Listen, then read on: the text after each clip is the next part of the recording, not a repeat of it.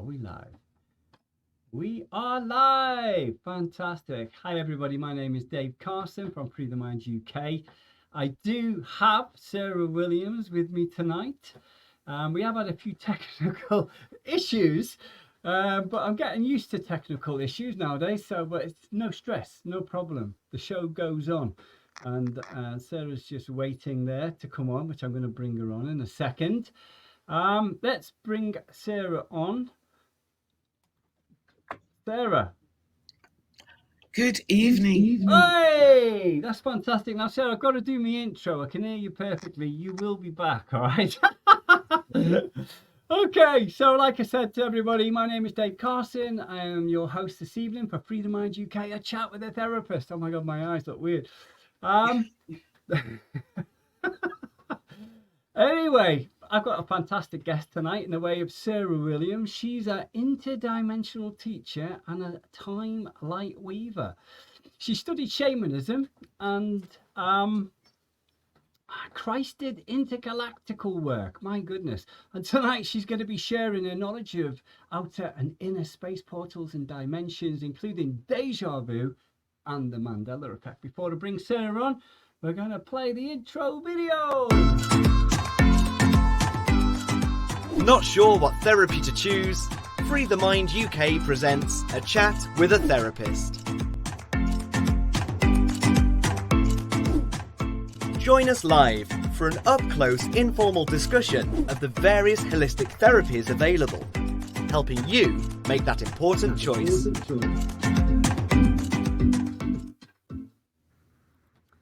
Sarah, welcome. Hello. Hello. We can hear you. Everyone that's watching, we had a few situations. Sarah was talking, and I was only getting bits of the conversation, and we came up. Well, Sarah came up with Plan B, which was her phone. So she's on her phone at the moment, but we can hear you perfectly, sir. It's amazing. I'm back on the laptop. Oh, you're back on the laptop? Yeah. Is it working? Yeah, it seems to be working. So we'll just keep our fingers crossed, and you know. Let's Well, keep visually. that's the universe to give us some extra energy to keep it going nice. Anyway, look, Sarah, it's an absolute joy to have you back on again. The second time, and it was a joy to speak to you last time. And tonight we're going to be talking about portals and doorways and deja vu and the Mandela effect. It's really exciting. It's not a subject that I've got into myself in a deep way. I know a little bit about some of this stuff, but I'm really excited to hear you tell us all about it, basically. And welcome to everyone who's watching at the moment. And if you've got any questions, I'll just get the questions up here, comments box, should I say. If anyone wants to say hi or wants to ask Sarah questions as we go along, feel free. So things have changed a lot. And what we need to do is to return to the 432 hertz, the sound frequency that we used to be tuned to with the solfeggios. I've lost you, David. I can't even see you, mate. I think your camera's gone off. So I can't even see you speaking. So what I'm trying to get at here, I think, is where you vibrate, you can manifest, and you can have that experience. And if you're not vibrating on that frequency or that harmonic, then it becomes invisible to you. I can see you again now, Dave, which is brilliant. Does that make any sense at all to anybody? Because what I'm trying to do here is to establish the difference between frequencies, dimensions, and portals. So is that any clearer? Because it also comes up with there's some recent research done by Dr. John Stuart Reid that looks at revitalizing blood cells, and he uses different frequencies to do that. And if he uses the 440 hertz, then then the blood cells die. But if he uses the 432 hertz, they're revitalized and they hold more oxygen. So again, if you're listening to music that you don't like, or you hear a sound that you don't like, it's changing your perception, and it doesn't sit with your frequency. The frequency that you're vibrating on is not a match for the vibration that is coming in. So it becomes uncomfortable. So listening to certain sounds could be very upsetting, like Japanese water torture for some people. But to other people, it could be very soothing. But generally speaking, where your vibration sits, because apparently we've all got our own note, our own vibrational note.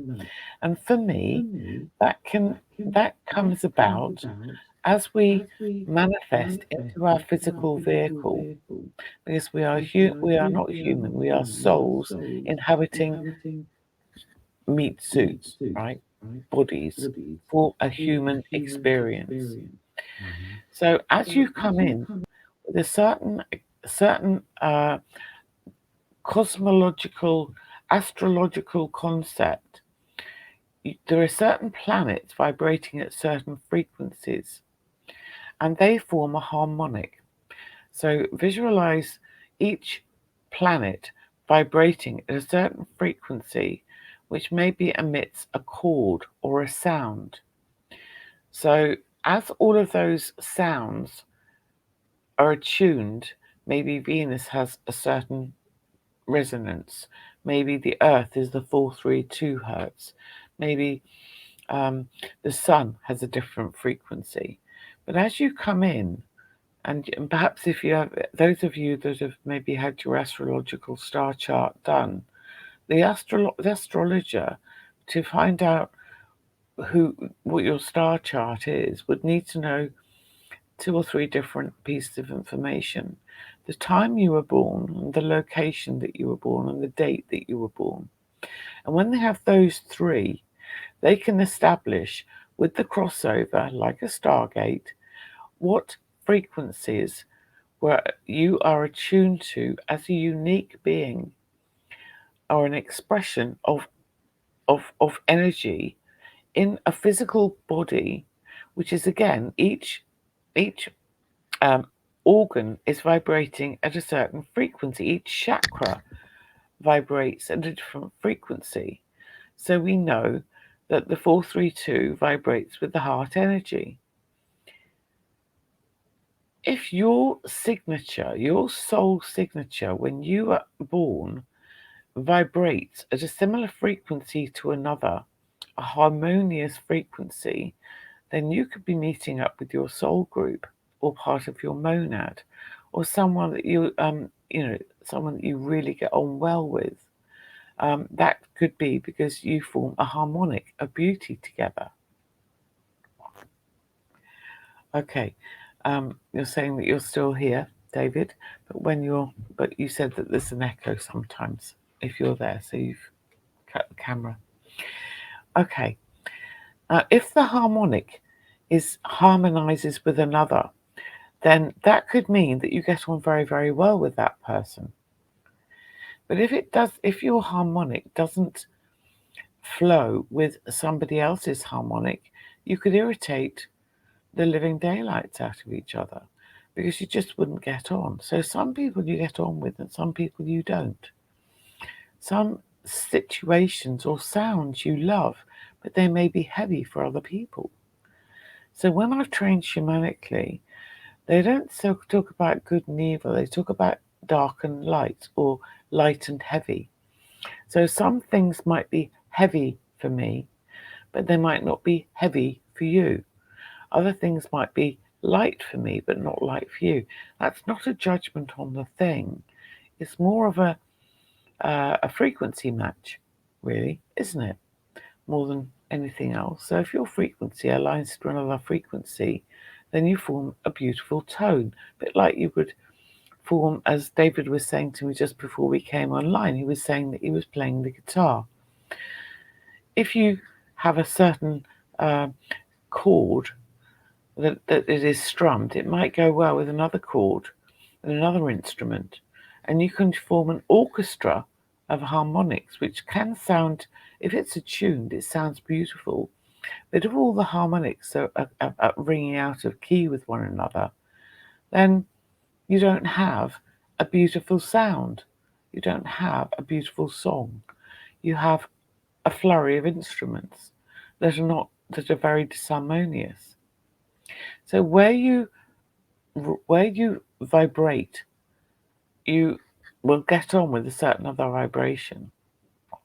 I'm hoping that this is making sense, because if you extrapolate that out all in, you realize that if you go out into the harmonics of the universe, if each planet has a frequency that it's attuned to, then a solar system will have a chord or harmonic as it plays.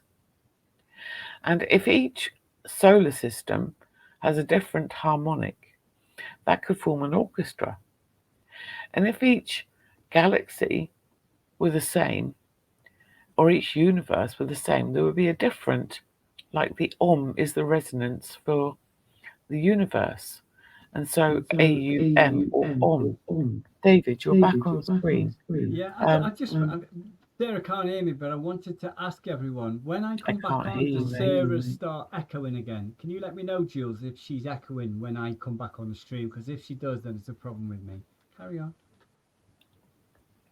Tell me when to go, because I can't hear you. Keep talking. Okay, gotcha. This is one of the things that we're going to perhaps experience as we move forward. You know, with different harmonics, different frequencies, needing to totally relate to one another in order to actually function in a beautiful harmonic way, in a beautiful harmony. Like we had the Grand Harmonic Convergence back in 1987 or 89. Can't quite remember which that one was now. So, with all of these frequencies and vibrations, is that sort of making sense to you guys? That if you meditate and go through your pineal, oh, hang on, let me bring this back to the frequencies of the body and the portals within the body, that could be perhaps there are two sides to your brain, and the bridge is in the middle. And the middle is the pineal, pituitary, the pons area, and if the brain has got two functions, and the connector is in the middle, each chakra has a frequency. The third eye, the Ajna chakra, has a frequency, and if each chakra has a frequency, and you play all of it together, then that's my chord. Now, if you tune into your third eye here, you can access through a silver cord your higher self, and then also you can go back to source. And then you can download frequencies of light that would come down to the pineal, which would affect the brain, the central nervous system, which would affect the spinal cord, which would affect the peripheral nervous system, which would mean that actually your body is having a very physical experience via the plexuses of the nerves as they come together. And as the nerves come together with synapses, they don't actually touch these nerves. They all come along. And if you look at my fingers, you can see that as they come along together, then two would meet, and there would be a little jump of electrical power. And because we're an electrical being, basically, in a meat suit, and as those two, that little electrical impulse jumps across the synapse via telomeres, then there is a connection or an exchange of information, and that exchanges information all around the body. Now, a plexus is where all the nerves come together, a little bit like Spaghetti Junction or Waterloo Station. So it's a plexus of information. And if all of those plexuses of information, if each one were maybe a portal, it could take you into a different frequency. But if you were to play each one of those, you would have your own harmonic. And if you were to take that into a cellular structure, which is affected by the nervous system of the body, which connects with the vagus nerve, which connects to all of the organs of the body. And we know that each organ of the body holds a different emotion. And the emotions connected to that with the heavy emotions and the light emotions. So the emotion of the heart is unconditional love. But the heavy emotion of the heart, by contrast, could be judgment or lack of judgmental love, lack of unconditional love. It could be holding a grudge. It may be holding a grudge against somebody else or yourself. You may not have unconditional love for you in that sense. You've seen sparks between your fingers and someone else's. Absolutely. The electrical charge, it's like when you touch a car, isn't it, David? Sometimes you get a static, kind of reaction. But other times, you wouldn't get that, depending on the frequencies. So coming back to this idea of your body upgrading, because this is the only time that we have ever brought our bodies through the shift from 3D, which is a fear-based matrix, through the fourth dimensional concept of fear, karma, and time, into 5D and beyond. Now, 5D is a place where no fear exists. So you have to get rid of all your fears in 4D, which is where we're sort of vibrating at the moment. So fear, karma, and time have to come up in the 4D in order to step into the unconditionalness of 5D. So you're talking about different frequencies again, and you're talking about how the matrix of the body is, because it's the first time that we've ever brought our physical bodies through the shift. This is why my creams came into being. I brought these creams into being because they enable, through the power of nature, the body to transmute from a carbon-based vehicle into a crystalline-based vehicle using nature. So the nature being the harmonic of the plants that I use in essential oils. You wrap it all up in a vegan cream made with love, wrapped up when you're using sacred sounds like the 432 hertz, the company of angels, etc., in a higher frequency, so that when that cream goes onto your skin, it's of a high frequency and it helps your cells to upgrade to bring this physical vehicle, Homo sapien, into being Homo luminous, the other side of the shift.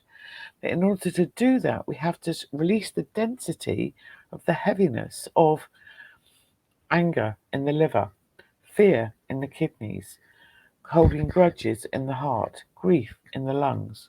There are different areas that hold different frequencies, different emotions. And when everything flows in a toroidal field, everything heals, the body heals itself. So what the chakras do and the plexuses do is maintain a flow of kundalini type energy, which is connecting to the soma chakra. And the soma chakra sits here on the crown of on the hairline, which is the combining of masculine and feminine, the kundalini energy, which crosses at each chakra, coming up through the body, and at the pineal, it starts to drive, it drives the left-hand brain, which drives the right-hand side of the body, the feminine side. The right-hand brain drives the right-hand side of the body, which is the masculine side. Then it goes out through the crown of the head, through the top of the bubble, around in a big toroidal field, which is like a big donut-shaped field, which all living things have. And when the flow is perfect, then the body heals itself. So what we need to do is to bring that vibrational toroidal field through the dimensions into the fifth dimension, releasing the heavy emotions of the liver that are stored in the liver, anger. And we're seeing a lot of anger being brought up at the moment because people are so frightened. And if you do the Ho'oponopono, Have you heard of the Ho'oponopono, David? Yeah. I'm sorry, please forgive me, thank you, I love you, right? Mm. Then you can forgive the prayer is for yourself, isn't it?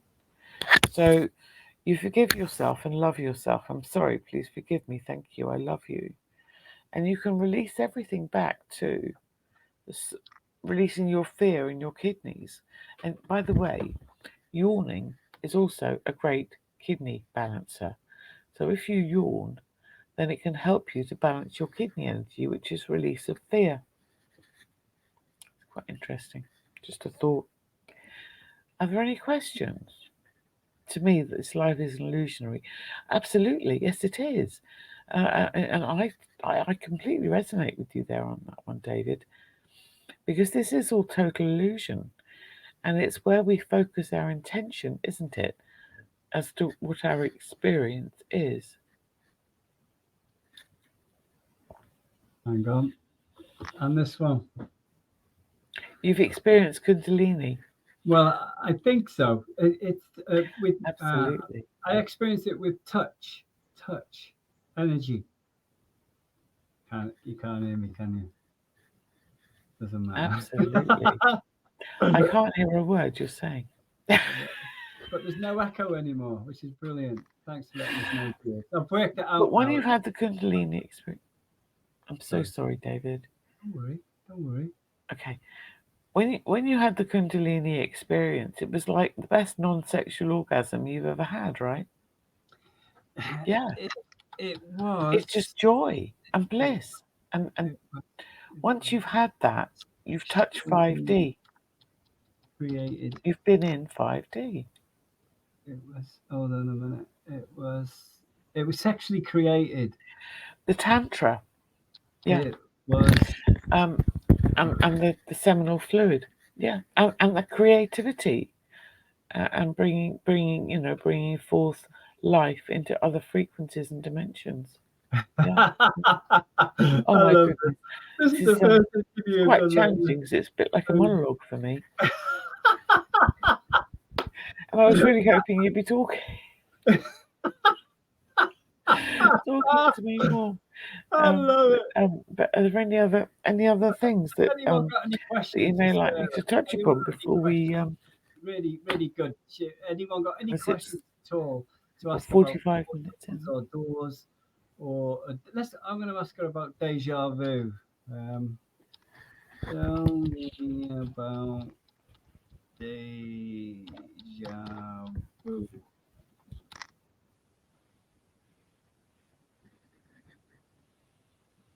Deja vu.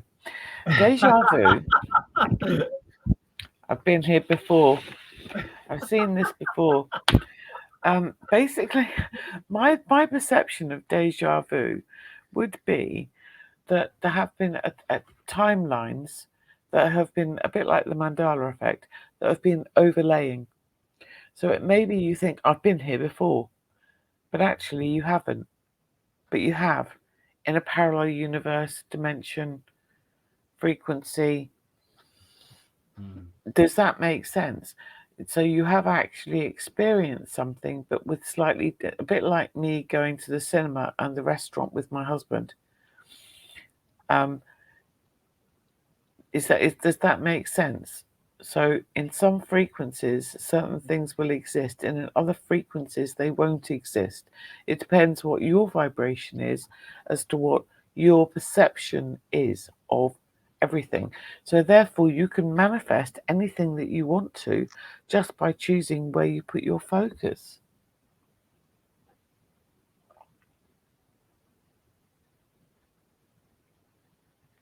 Okay, I'll take my headphones off. Are we giving it a go? Oh, bugger. That hasn't worked, I don't think. You're frozen now, Sarah. No, I'm not. I'm fine. No, you're good. You haven't frozen. Good. I'm good. Can you hear me? Yeah. Can you hear me now? Yeah, I can hear you. Oh, David, you're an absolute magician. Well, they call me Dangerous Dave. Oh, that's brilliant. I you know what? Where there's a will, there's a way. Absolutely. I'm so pleased because there were so many times when I wanted to interject with stuff. But talking about the Kundalini, um, I experienced it years ago, and it was like a rush of energy through my body. Yeah, and I still have them. I still have them frequently now. I've had them for 20 years, and I get this like rush of energy, and it ricochets in my shoulder across there. It goes do, do, do, do, do, and then it slowly actually moves down my body, and it's like the most beautiful feeling. I can't describe it. It's not in physical terms because it's like it's beyond the physicalness of things. Yeah, I believe, and yeah, it's incredible. But during I discovered during sensual moments, yeah, that I was able to touch people like on elbow, and they'd have orgasm. Yeah. And I didn't understand it. It was like, what the hell is going on here? I know this sounds a bit mad, but is that related in any way? Because I've always tried to sort of understand why. I'm not sure about elbows. But it's the energy that's transferred, you know. For me, that would make perfect sense because you are both vibrating at the same frequency, and of joy and bliss, and Okay. and and, Oh, and divine connection. right. Okay. Well, like these people have said this has never happened to them before. So would I be like the carrier of that energy and they will experience it if because it's happened with other people as well, but they've never experienced it before. Do you see what I mean? So it seems to be that I seem to initiate it somehow and they connect with that connection, that vibration. Well, I think with everything, we can influence the world around us, can't we? Mm-hmm. Because actually, there is nothing around us but us. So Mm-hmm. if you are a vibration or a Mm-hmm. harmonic or a chord, Yeah. I'm actually just an actor in your movie, I and love you're that. I always in. say, So I only invite into my movie what I want to experience, exactly that. Exactly that. and you invite into your movie Yeah. the actress or the non-player character, or Yeah. the situation. I mean, Dolores Cannon says that until the people in her audience and her actually get to a building, the building doesn't exist, Exactly. Yeah. because Exactly. it's with the group intention that Mm-hmm. creates a physical vibrating structure. Look at Men Who Stare at Goats as well. Have you ever seen that movie, Men Who Stare at Goats? No. It's very funny. It's a funny film, and it's where it all starts off. It's all about remote viewing, and it's Mm-hmm. based on a true story about the military in America. And George Clooney is trying to raise his vibration enough to be able to pass through the heavier vibration of the wall. So he keeps running up at the office wall and flinging himself against it, trying to change his vibration so that he can get through the wall. Mm-hmm. If you get me. So that's sort of a vibrational match. So Mm-hmm. as we vibrate, we manifest. Mm-hmm. And wherever we focus, we can manifest. So that means that we have a huge responsibility about what we're thinking at every now moment. So if we're thinking positively, then we can manifest positive stuff, which is what you were doing when you just made some change here. Mm-hmm. Uh, and we were thinking positively and thought, no, we want to change this so it actually works. Yes. And And we manifested something. It's did. interesting. It reminds me of the double split experiment, because I'm very interested in the small world. Yeah. So the electrons only created matter, if you like, when they were observed, and even the electrons knew when they were like hiding but still looking. Do you know what I mean? So the idea is that we have to observe to manifest. But I always thought if there was no human beings on the planet, then it might still exist because the animals would be observing it, and the insects and all that. That's a tricky one, isn't it? Mm. Because you're not the observer. So they say, if you weren't in the forest, would the tree, when it fell, make a noise? Mm-hmm. Or would that only be because you were the receiver listening to that noise? If you weren't here, would anything be here? Because we're all a spark of light, Yeah. and we all come from source, and everything is a manifestation of your world to enable you to collect the information that you want to go back to source, so that you or I can go back with a unique experience of coming from the light down through the heaviness back to the light again. And we're about here at the moment, so we've come through the heavy darkness and we're coming back up to the light. So all we're here to do as a God spark is to have an experience, a unique experience. So we're all the same, but we're all slightly unique, like fingerprints. Do you think it's about being in the moment? Is that the key here? Because like when you're in the moment, you're not in the past, you're not in the future, are you? You're in the moment. It's like I understand what it all means on a very deep level, but sometimes I can't express what I know in that respect, if you see what I mean. It's a bit of a strange one. But when you're in the moment, I mean, you can be in the moment, I guess, if you were negative as well. Do you know what I mean? You can, and you could experience all sorts of negativity. So, perhaps I created this tonight because I was a bit concerned about technology. So I've probably created the difficulty with technology tonight. You really didn't, because it was all on my side of things. I went into my audio settings and put echo cancellation, and I did something else, and now it's perfect. So it was my ignorance of not being more thorough in my things. Kind of you just take that responsibility. Responsibility as my part by perhaps being a little nervous. I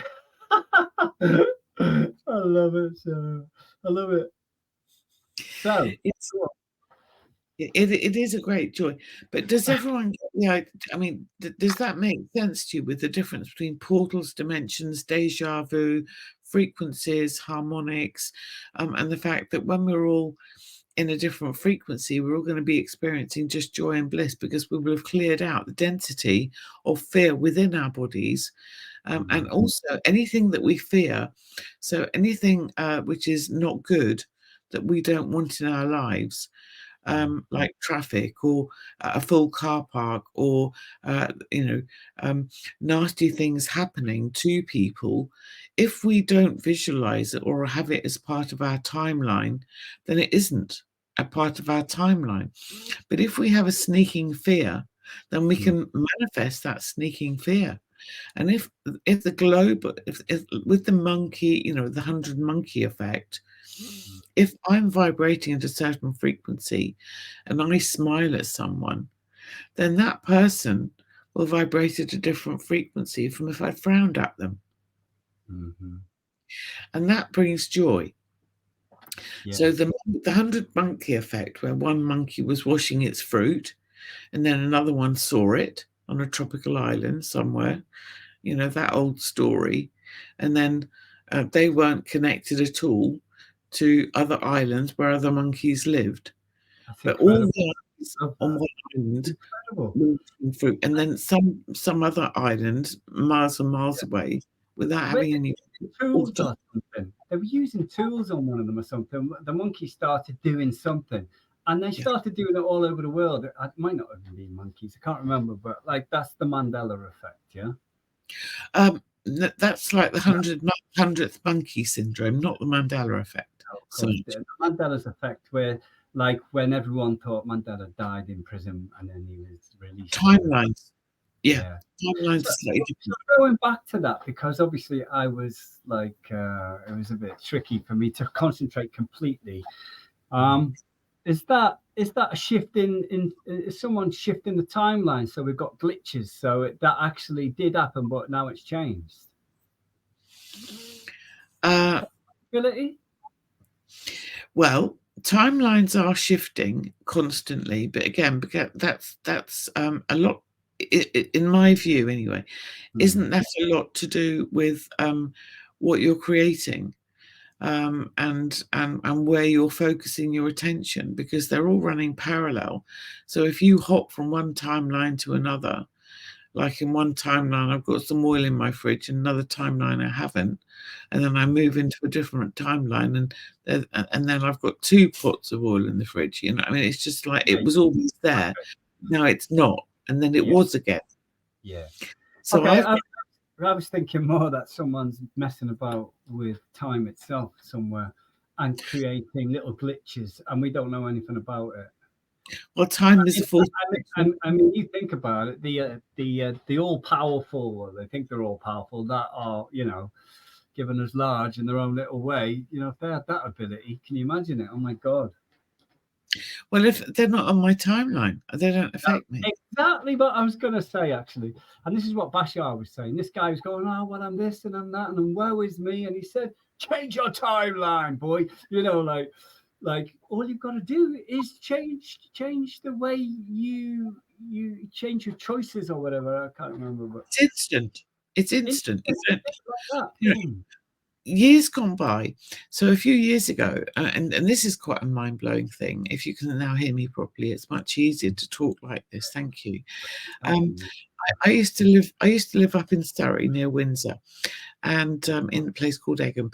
Now, someone I knew lived in Slough, and they used to go to work just off the M40, going up towards Oxford, and you know there was a military zone up there, and it's sort of marked off, like, you know, off the A40. It says, you know, authorized vehicles only, military personnel, all of that. So there was a chap that worked there, and his wife in Slough used to pack him up with a packed lunch every day, and off he would trot. And go up into this military zone. He wasn't military, but he was working there, and he went into a normal looking porter cabin, and there was a lift in there with a particular key, and he had his own ID tag around his neck, and he would go into the lift, and then when the lift doors opened, he would be on Mars. Wow. Now he would spend what he would consider to be, this is like Interstellar, the movie Interstellar. He would do his stint of maybe a month on Mars. He said that there were 1,000 humans, but 18,000 beings there working. And then he would come back after his, let's say, I don't know, his stint there, which would seem like 2 months or a month or whatever it was. It doesn't really matter. He would then get back into the lift, get back into just up the road from the A40 in Slough, go home, and his wife just thought he'd been out for 8-hour day. He'd been 2 months. And if you look at Interstellar, he went away for 45 minutes in the movie Interstellar, but he came back 23 years later when his daughter had grown up. Yeah. So timelines are a perception. That's all. I was talking when you were trying to, well, even though it was down to me, you were trying to sort out your sound and all that. I was talking about deja vu because I had this idea, but actually it isn't mine. I got it from somebody, and the idea was that when I experienced that feeling of when I've already done something, or I'm watching it unfold in real time, and I'm like, oh my God, I know what's going to happen next. This idea was, and you've probably heard of this, is that Sarah Williams was has been born can you hear me? Sarah Williams has been born Sarah Williams for the last 1,000 years.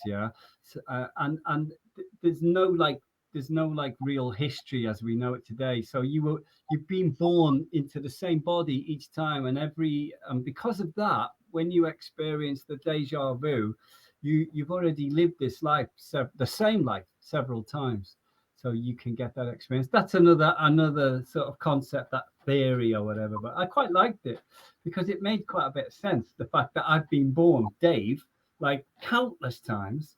And in my lifetime, I've experienced the moment that I've connected with the past lifetime. Anyway, I thought I'd throw that in. Absolutely, yeah. I've lost you. Someone tried to call me, and I've lost the visual now, and I can't get it back. Really? I can't even see you. Don't worry, as long as you can hear me. I can hear you. I can hear you. I just can't see you, and I can't see me. But that's okay. Julie Fletcher just said you really asked that. I don't know. What did I ask, Jules? Got no idea, darling. And thanks for watching, by the way. Has anyone got any more questions for Sarah? Because this is such a fascinating subject, I tell you. Oh, I've got to say as well, because on Sarah's website, you've got loads of courses on there, haven't you? And yeah, you've got courses on. You've got stargates and portals. You've got dimensional shift. You've got living in the 5D and beyond, and manifest your bliss. So, like people that are watching who haven't already checked this out, and this really interests you, then got to get on it. Tell us about some of them courses, if that's okay, Sarah. Absolutely. I'm doing this blind now because I can't see anything. Okay. But that's okay. So I'm just but the courses that I've been running for the last 20 years, because I've been doing this. I was awake when I was born, and the I've been doing these courses and upgrading them each year. But we start off with Raise Your Vibrations 1 and 2, and then we go into a third one, and they're based loosely around the chakras, because I work with 22 chakra system now. And these first courses are about unblocking the blockages within the chakra system so that you can access your kundalini and you can actually access your higher frequencies. And then we go into 5D and beyond. So we're stepping into manifesting our bliss and tuning into that is beyond fear. And once you've cleared all of the toxicity within your body, then you can step beyond fear into joy and have infinite amounts of time and space, and you don't have to do a 3D job where you're frightened for the loss of your home, or you're having enough food or any of those things, but you've literally got loads of time to create and manifest, and be in joy, and actually do what you feel like doing. Whatever it is that you love to do, you can do, because you've got the time to do it and you don't have to think about money. So I like to think I'm in the 5D. Okay, Sarah, do you know what I mean? Because to me, all of this is a big, elaborate illusion, a beautiful illusion. I go outside sometimes and think, fuck, this is incredible. All this solidness is so beautiful, especially nature. It's like, wow, this is incredible. I'm like a little child sometimes. Do you know what I mean? And I've lost all sense of fear about like what's going on in the world. I do my, it doesn't seem to affect me as much, because I've lost quite a lot of fear and dread, and now I have absolute faith that everything's going to be good. Do you know, like for me personally, it's almost like a curtain has opened, or a rose is blooming. Hey, yeah. I mean, whatever you think, you manifest. Exactly. So if you're, I mean, you're very, you always strike me as real elemental. Loads of fun, lots of joy, playing, and, you create beauty. Wherever you are, everything is just easy, all of those things. And if you visualize all of that, then you're right. That's exactly what you get. And if you visualize something that's heavy, like, which side of the, it's like, which side of the bus are you looking? Are you looking at the black side, or are you looking at the bright side with a great view, and it's just your choice. Or which bit of the park are you looking at? You're looking at where the shoots are all coming up and they're new and fresh, or are you looking at all the dog poo and the empty cans of Coke and things? Which one are you focusing on? And because you focus on a high frequency, then that's what you're manifesting. So what can we do? I mean, obviously, being a therapist, I get a lot of people coming to see me, and they're suffering with depression and like a lot of anxiety. They've got thoughts in their head that they just can't shake off. Yeah, and I help them get rid of that and put them in a better position to to go forward in the best way they possibly can. But like there are people like that, and they've got no. It's almost as though they haven't. It's not that they haven't got a concept that things are possible, but they just can't seem to be able to reach it. So what can people like that do to get themselves into the realms of the 5D? I mean, do they meditate more? Do they, what sort of things can we offer them in the form of advice?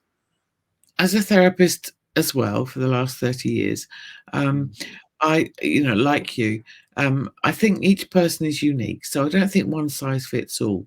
No. I think Oh, lost Sarah for a minute.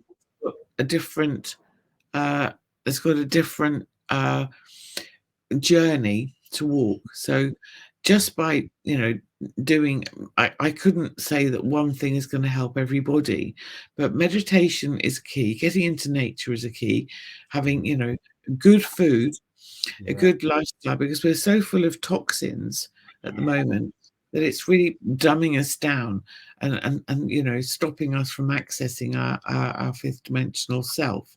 And we have to clear all of that before we can vibrate in 5D, and to help those people who are maybe feeling the heavier frequencies to raise their frequency so that they can access the 5D of bliss and joy. Now, each journey is going to be unique and special, and we need to maybe so for me to say that just by some people can't meditate because their pineal is so calcified.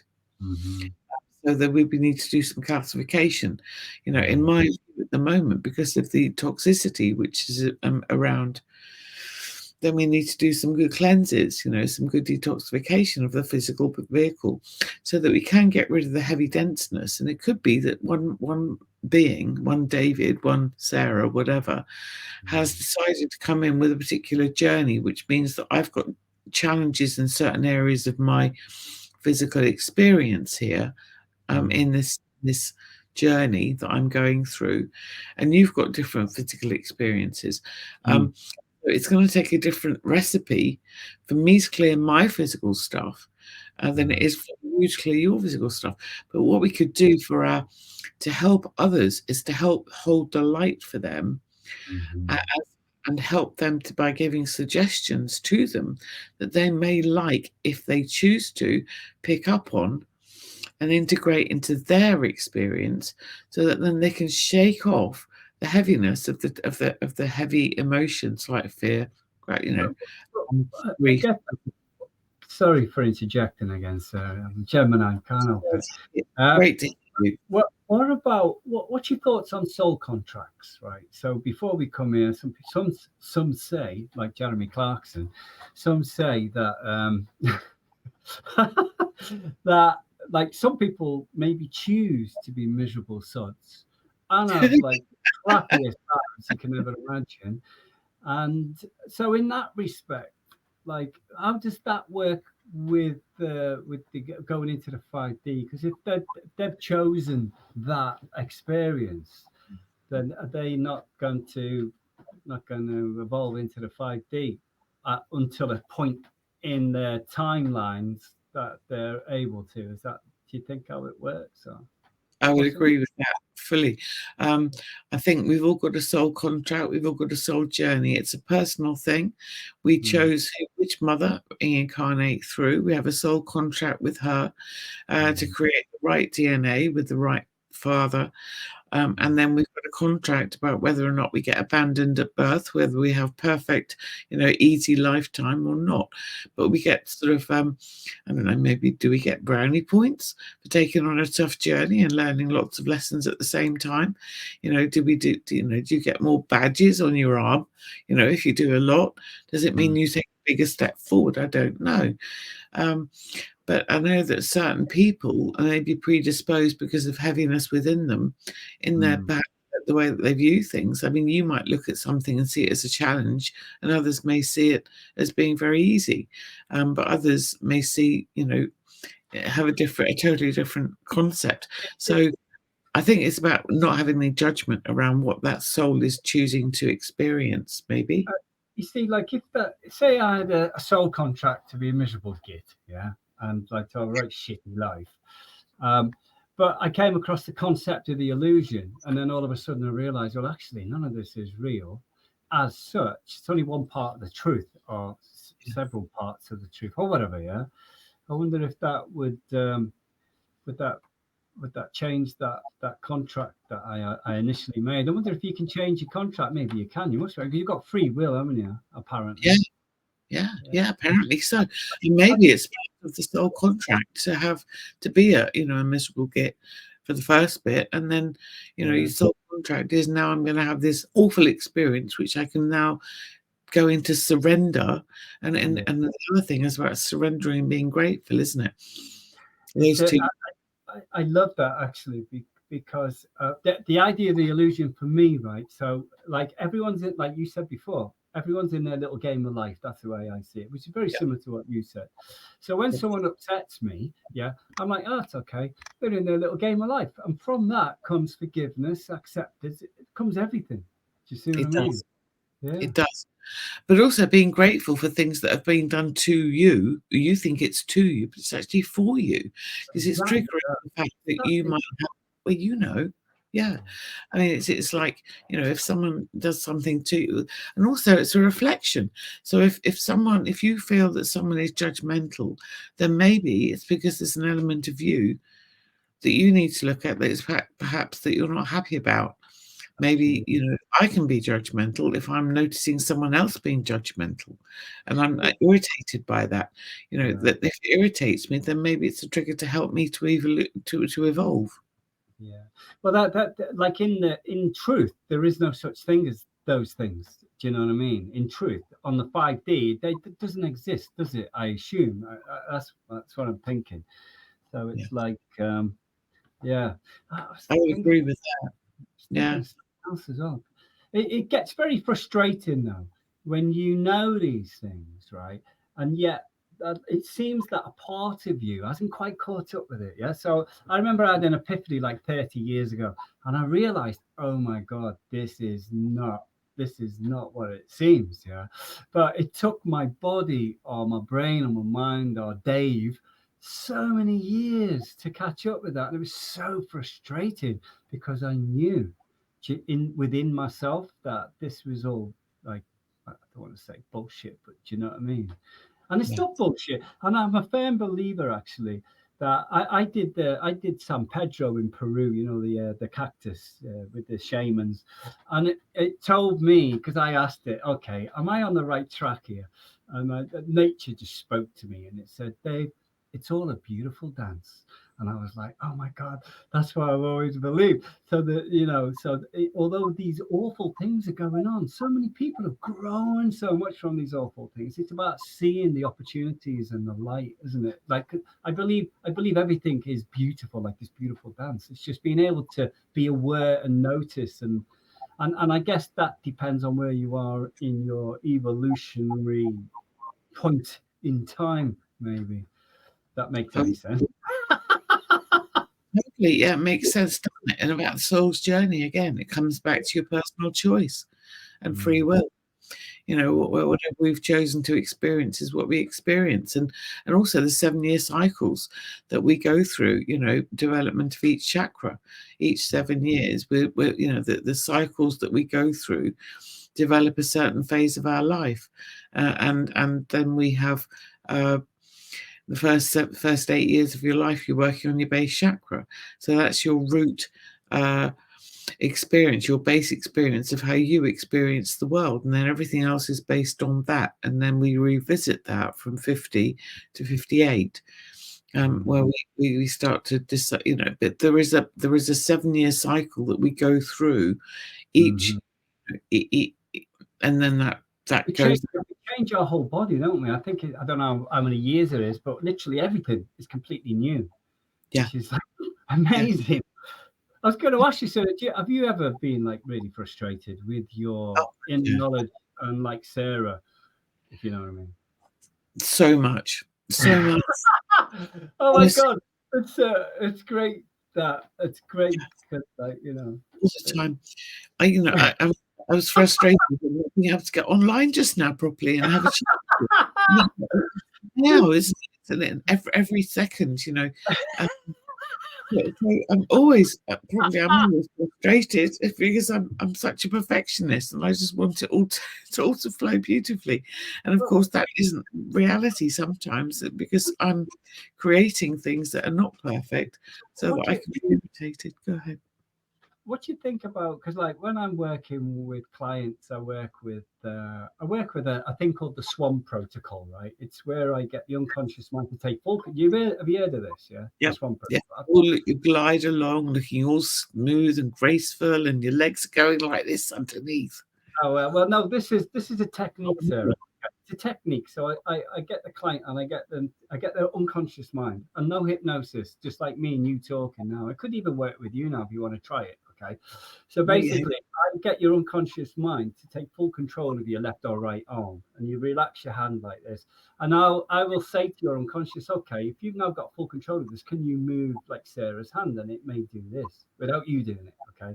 And then we can ask it questions. And then I can ask it, are you able to take full control of Sarah's cardiovascular systems, her teeth, her mouth, and her tongue? And can you talk to me through Sarah? And that's a possibility, and it often has done with other people. So yeah, there's a part within them, right? This, whatever we want to call it, the unconscious, the subconscious, yeah, that pretty much seems to run the show, because all the information comes in through our personality, our experiences, and then yeah. it all gets jumbled up and we react in a particular way depending on whatever's gone on in our lives, possibly. So, what do you think about those parts within us? Because to me, in my experience, it seems that these parts seem real, and I actually have conversations with them. They've always got the person's best interests at heart. And often when they talk to the person, it's not a part of their psychological makeup because I ask, it's often like a spirit who's with them, helping them. It's really fascinating. But like that part as well, like the unconscious and the subconscious, like what do you think about that in the whole scope of everything we've been talking about tonight? What role does that play in it all, do you think, if there is such a thing, which it seems to be? Well, there does, doesn't there? That's a really interesting concept because you can tell the cells in your body to switch on and switch off, can't you? So if you don't want to experience pain, Mm-hmm. um, you can switch. You can tell the receptors to switch off. I asked this lady's, I call it the Swan. I asked their hand, if you like. She had chronic pain for 10 years. And I said to her, look, is it a possibility today that it's within your realm to take this pain away for it? And it went, yes. Gave me a yes and a no. And it went, yes. And I was like, oh, really? Fantastic. And I asked it to do whatever it needed to do that. And I got a phone call off her a week later. She was in Australia and it was just full of expletives. Fucking hell, you can't fucking believe it. It's like fucking incredible. And so something within her that I communicated with, like, just reduced all that pain. It's almost as though it doesn't realize it has to do that. Otherwise, it would do it. It's almost like you gave permission.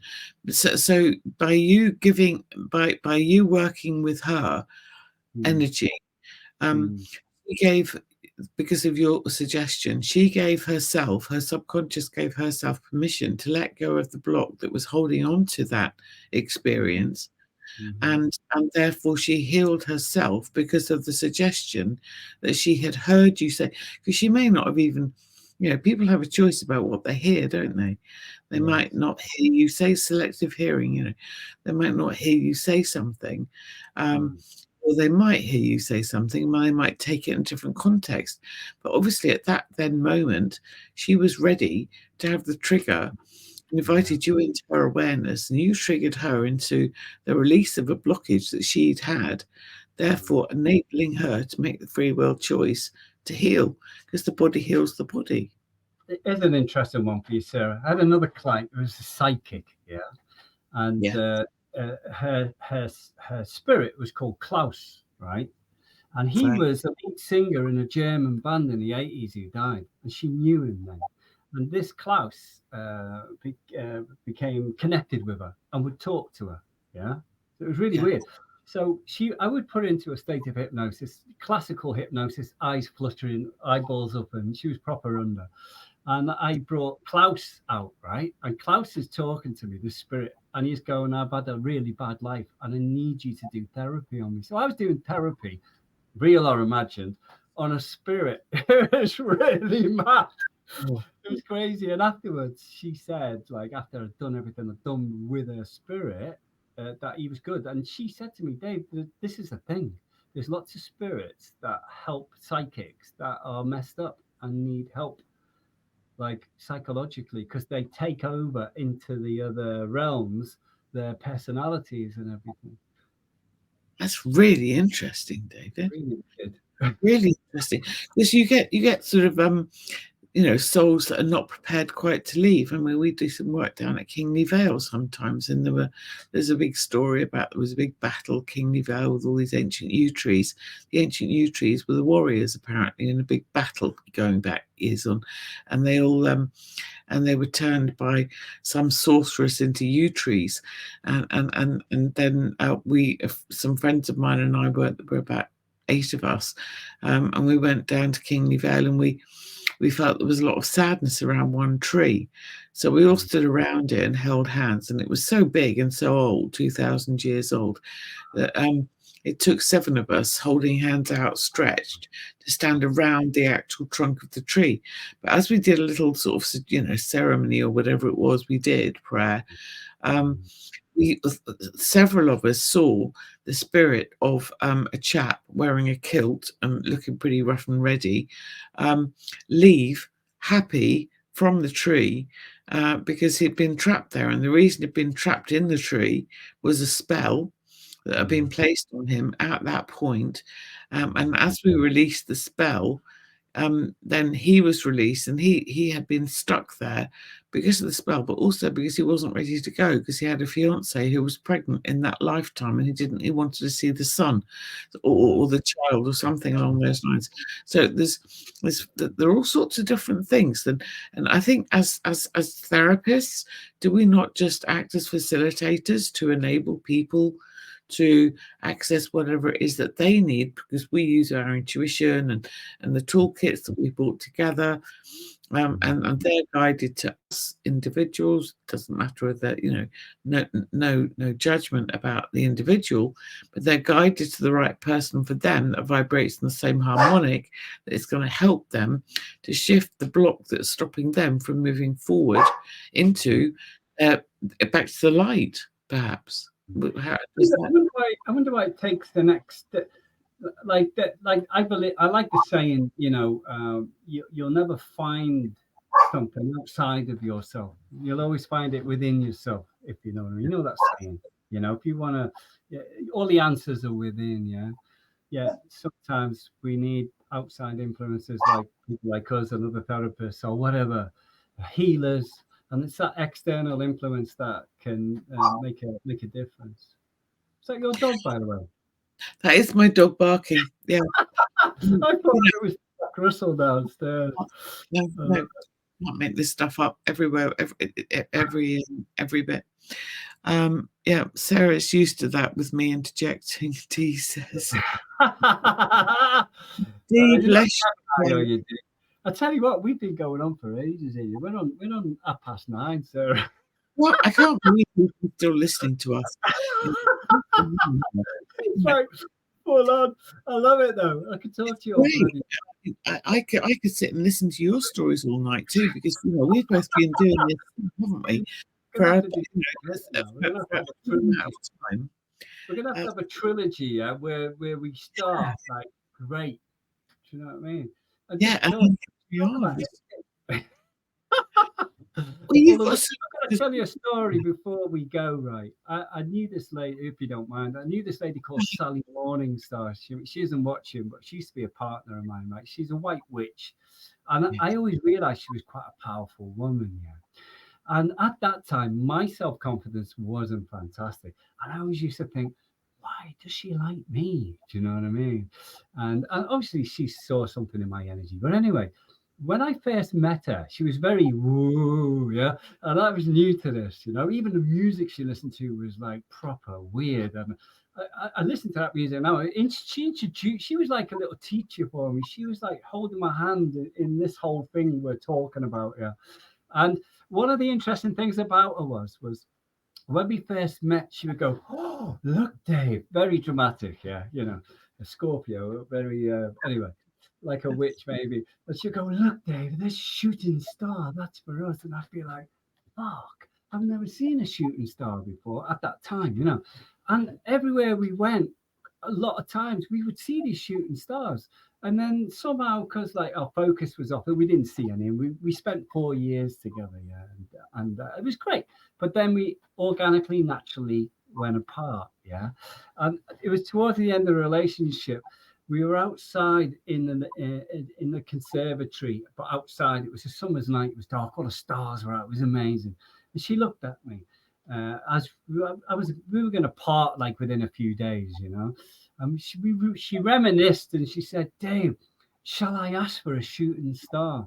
And I said, "Go on, Sally." Yeah, because I believe she was powerful. And she did all this like, whoa, whoa, whoa. And then she went whoosh. And as she did that, the biggest, brightest shooting star in my life shot through the sky.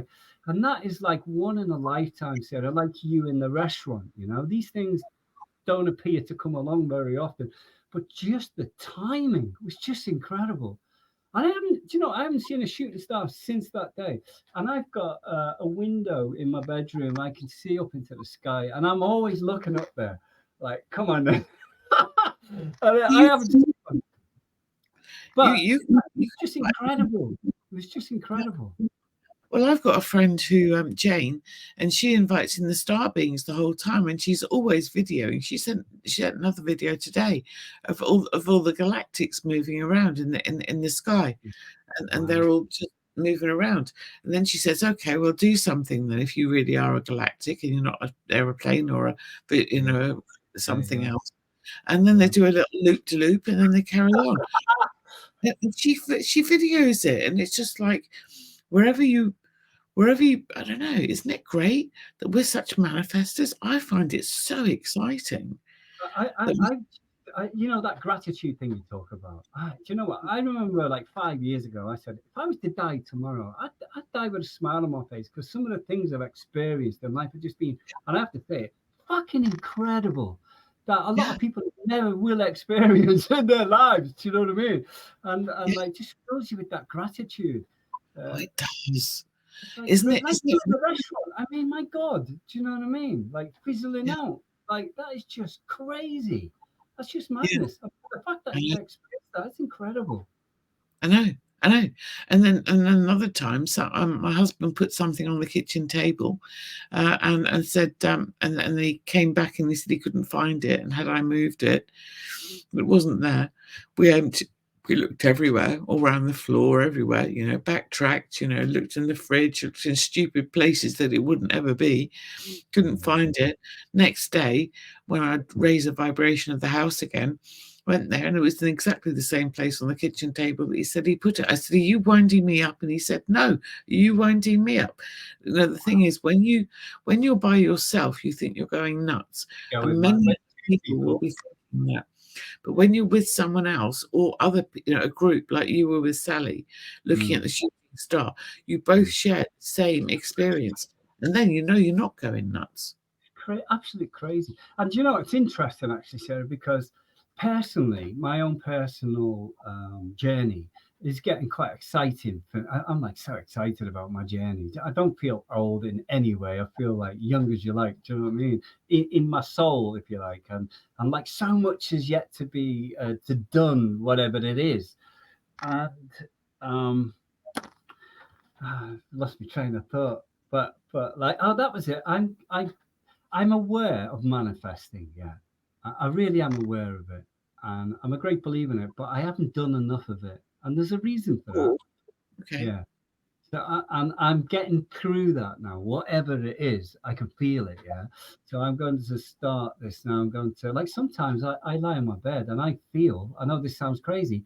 that all the forces that were at work, right? That's appear, and it's all appearances, right? All everything we see is appearances that appear to be downtrodden us, yeah, as a group of beings on the planet. Um, Sometimes I lie in my bed and I feel like I can connect with every one of those, and I'm sending them like I'm saying like this isn't on. Do you know what I mean? It feels really weird, like I am actually got that power to do that. But another Yeah. part of me is like, no, you're having a laugh, babe. Do you know what I mean? But anyway, I'm going to start utilizing these systems of connecting more into the 5D because I understand it. Do you know what I mean? And it's a journey I'm about to go into, definitely. Yeah. Sounds like you're doing it. I mean, I know I watched the video the videos that you were doing when you were out in, was it Turkey, having your dental treatment. Oh, yeah. And my God, you know, you wanted to smile, and you've got the most fantastic smile, and you did all of it, and you inspired us all along the way. You know, I talked about this the other day, you know. I said, you know what? I was saying to my daughter, I was saying, you know what? I had my teeth done. I had no teeth for 4 months, and I didn't really care. It didn't really matter. I was still doing my podcasts. You know what I mean? I mean, I might say occasionally, oh, you know, but like a lot of people I know wouldn't dream of not having any teeth for 4 months because of the way they would look and everything. But it just seemed to not like, I don't know. Yeah, I find it a bit weird. I think that the best thing that we can do is just to keep going within our hearts and just sharing love. And if we can go through the portal of our heart and feel love, and just everything that we experience is love, therefore we're attracting loving things, we're creating loving things, we're amazing creator beings. And the more of us that are doing it, then the bigger the frequency, and then the 100th monkey effect will take place, and we'll have this amazing frequency of love and joy and bliss and gratitude, and all living in amazing communities of just love, light, joy, too much time, loads of abundance, not needing to worry about anything. But we've got to go through the sludge first. We're clearing that out, and that means the toxicity of our bodies, the heaviness of the body, etc., etc. And we are the unique portals of an experience which has never ever been done before. So you and I are just and everyone else who's watching, we're all quantum cosmic adventurers. Isn't that fun? It's amazing. Whenever I often talk about these things, I always say, not just us, everybody. You know, everyone is this. You know, it's like yeah. And if we can all stand together, David, like we are, as like a little lighthouse, of admitting that obviously, you know, nothing, you know, we had to go through our own stuff, and we continue to do that. But in the now moment, we're having a really joyous experience, and we've managed to pull together, you know, a show or or a chat. Well, whereas, you know, there were all sorts of hurdles and things, and we could have given up, but you didn't, and I pushed. We didn't, and we got there. And we are having a great chat. You know, and it's wonderful, and we've gone on for probably way too long. Oh, look at this! The lovely Jules, look, still here. Both are fabulous. Thank you, Jules. Oh, thank you, Julie. So you'll probably meet Jules one day. So she does the circus. She's such a lovely lady. She's just got so much light emanating from her. And Dee says the world needs so much love. We do. Oh, gee, Dee, Dee, you're a great. You're one of my lovely friends, and you shine out love to everyone as well, Dee. Well done for all that you do, my darling, as well. Thank you for being here. And you know what? If only I could meet all these beautiful people. You know, it's like I must go to the. I still haven't been to one. You know, I was supposed to go. Yes, because there's so many people. Frustrating. Not anymore though. It is. it's really good because you are actually meeting up with like-minded people, and I think this has been the biggest gift, out of this whole of the last 4 years, is we all come together and we all, as a community of light and manifestation, and wherever we focus, we create, and that's exactly what's happening. Clean food, clean water, support, love, joy, everything. It's just all here, and it's growing, and all those communities are starting to overlap and join together, and we're creating a whole new matrix around the planet of a high vibration. So as a frequency, we're now tuned to a higher frequency of light and love, whereas before we're being attuned to a lower frequency. We're now vibrating as vibrational beings into a higher frequency where we can access this higher frequency and just live it.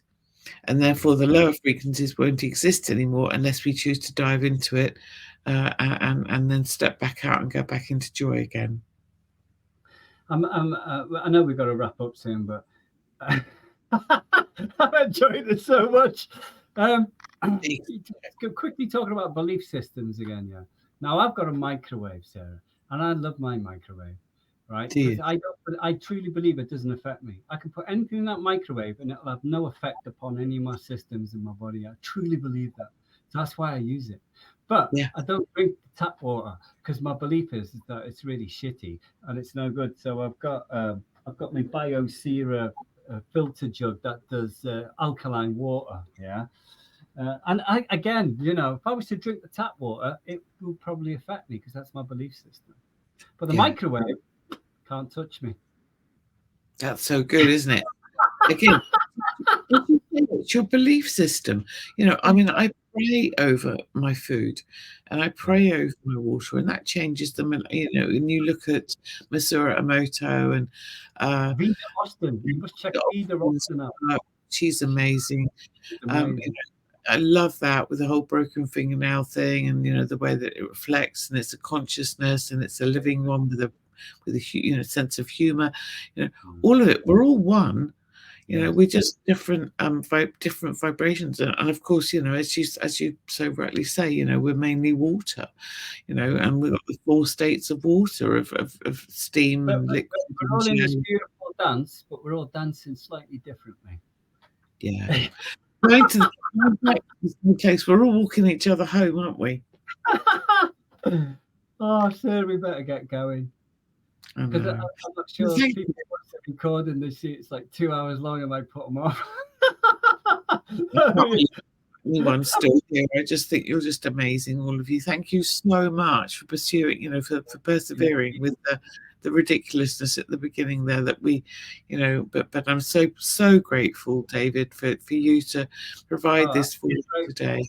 Like you're one of those amazing beings that is spreading the joy and information and all the stuff that we need to move forward in the best way possible and be the best versions of ourselves. Yes. Let's keep doing it. You're doing brilliantly. It can be exciting if you want it to be exciting. That's what I believe. Yeah. Well, we're going to do that, aren't we, David? We're going to just live in excitement and fun and joy. Absolutely. Yeah.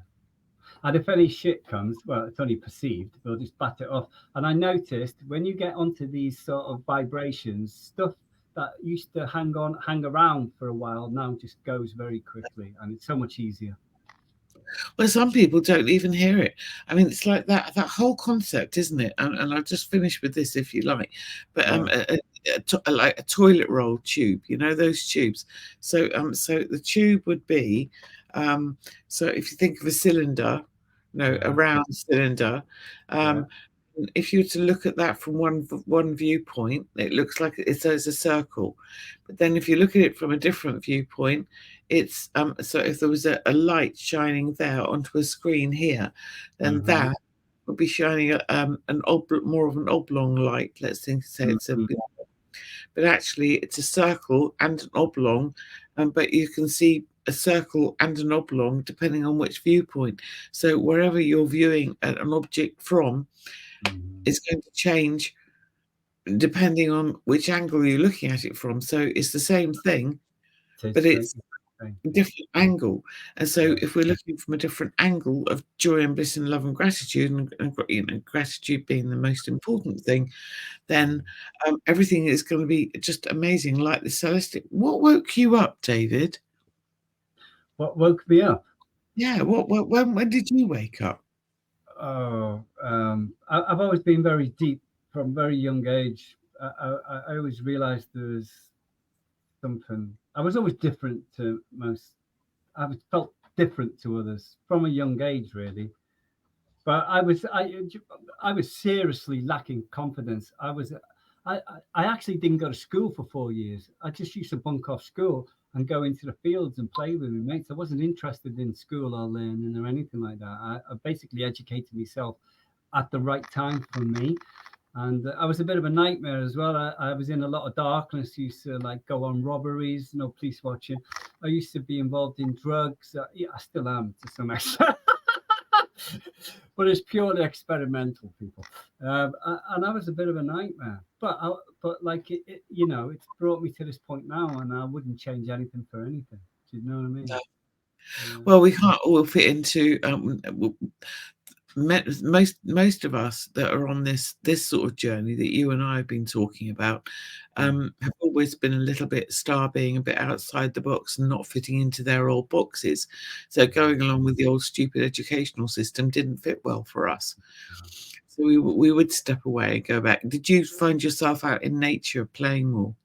Yeah, definitely. I mean, I've got to be honest. I don't know if I suffered with some sort of condition when I was younger, but like the teacher would be teaching. I didn't even know what she was on about. I had no idea what she was saying. I just felt stupid. So I carried this stupid reflection for quite a long time until I started. It was just been a long journey, and I'm just so I just love who I am now. Do you know what I mean? I wouldn't want to swap me for anybody else because I'm very comfortable in my body. I'm happy. I like to think I express like a sense of joyfulness, and that's my gift. Is like just be joyful and spreading that joy. Do you know what I mean? Well, if you hadn't been through your journey, you wouldn't be doing what you're doing now, would you?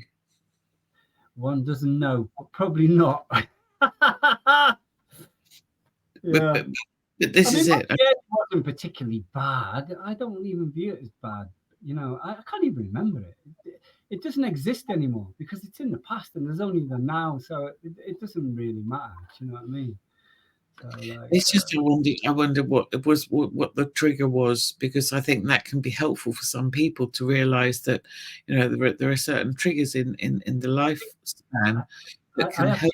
I used to smoke marijuana, right? And marijuana for me used to make me think like I never thought before, and actually put me on different dimensions. So it was that was like I know it's scorned upon in circles and everything else, but responsibly used in like what's the word, ceremonial sense, it can be really useful, like a lot of natural plants, as you probably agree.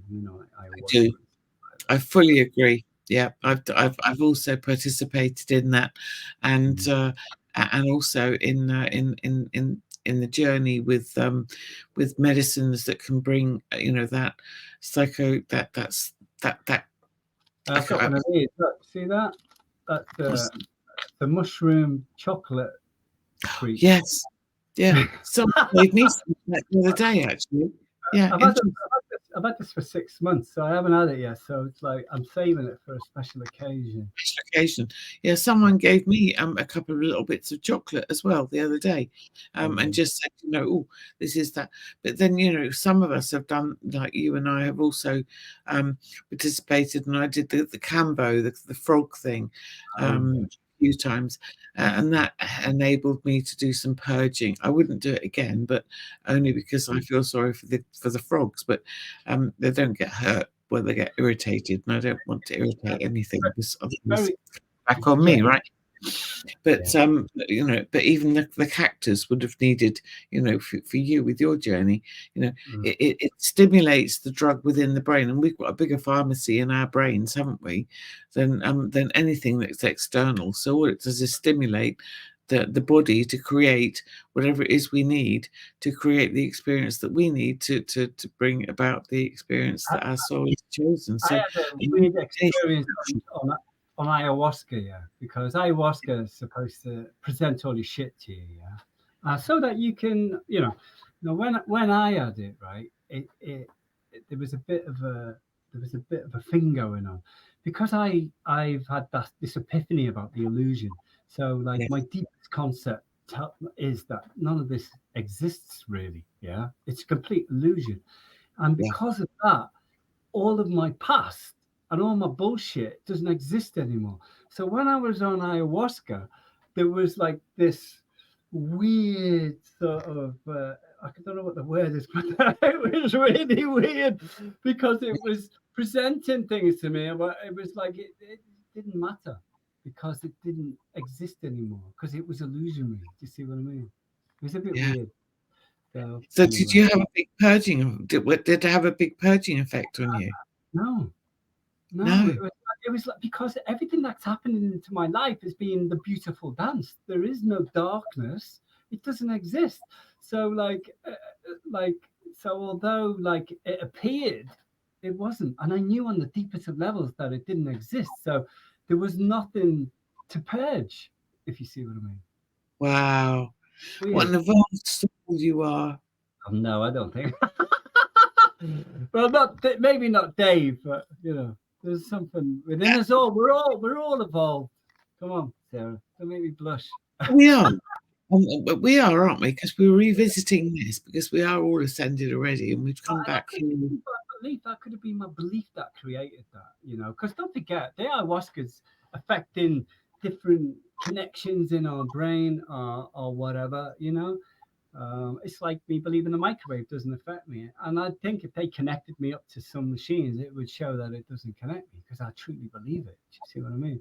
So maybe it was my belief before I went to ayahuasca that, okay, I went with my cousin and my cousin did it and she got carted out on a drip because she was like really losing it, like big time.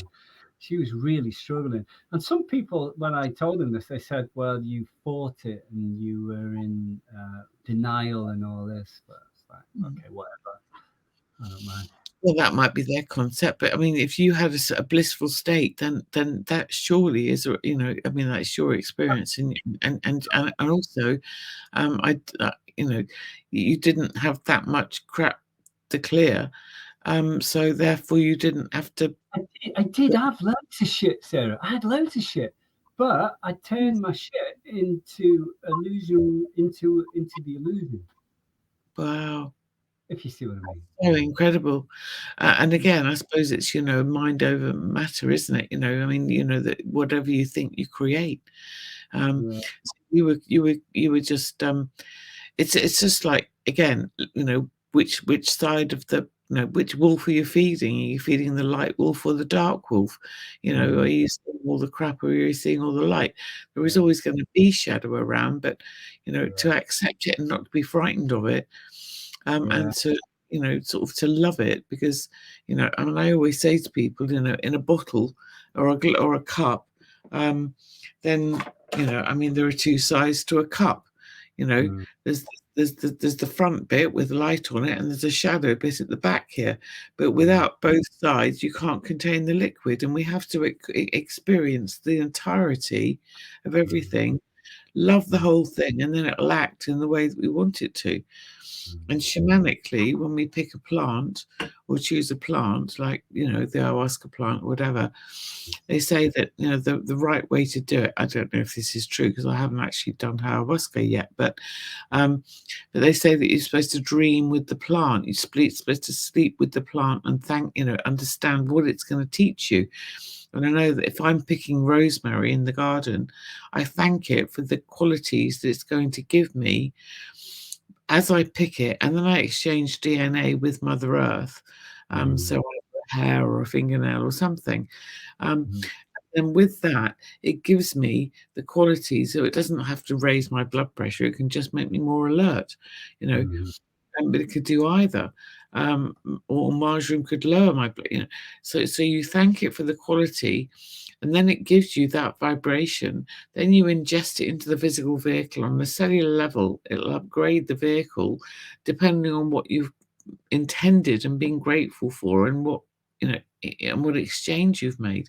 So everything is such a unique experience, and the more we learn, the more we can share with others, and the bits that are helpful for the others, they can take on board and then throw the rest away. Just like this conversation, you know, if this all is just absolute, just like, you know, crazy to them, then they won't even bother watching.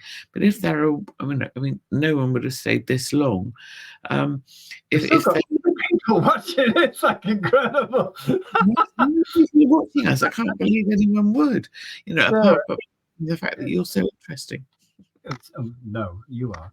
Anyway, listen, I had the San Pedro, in Peru, which was like, which showed me the beautiful dance. Yeah, it said, David saw the beautiful dance, and I was like, oh, thank you, because that's what I believe.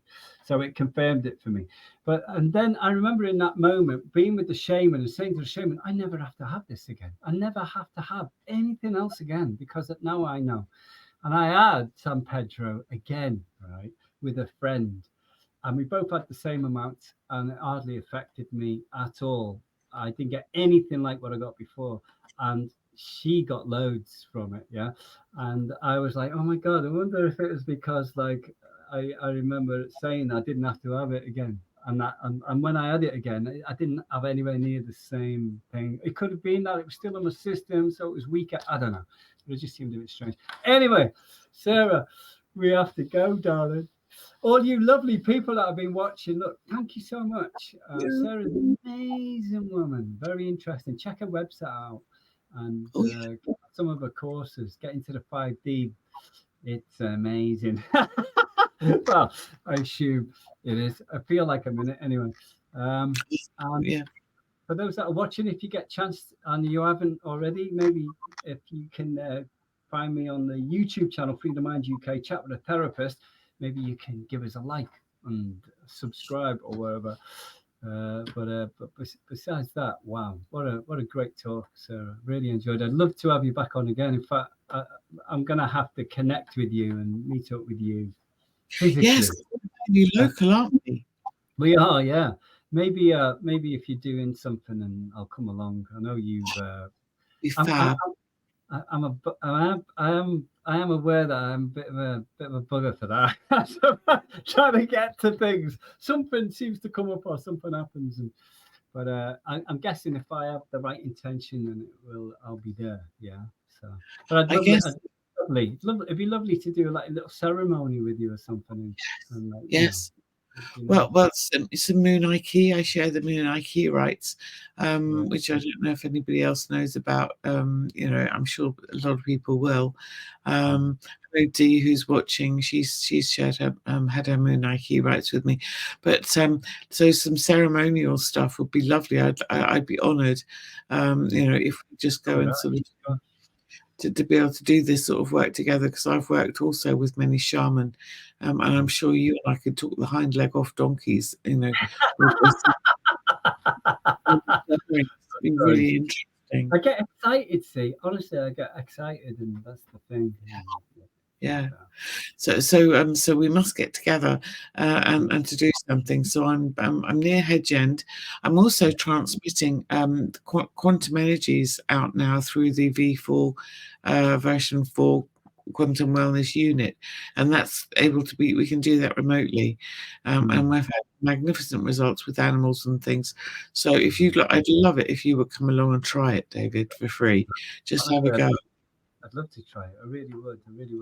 And I don't know if you're at the next event in War Rush, where it was called. You're talking there, right? You're doing the talk. I am as well, so we can meet up there. Great. I'm on at 2:30. When are you on?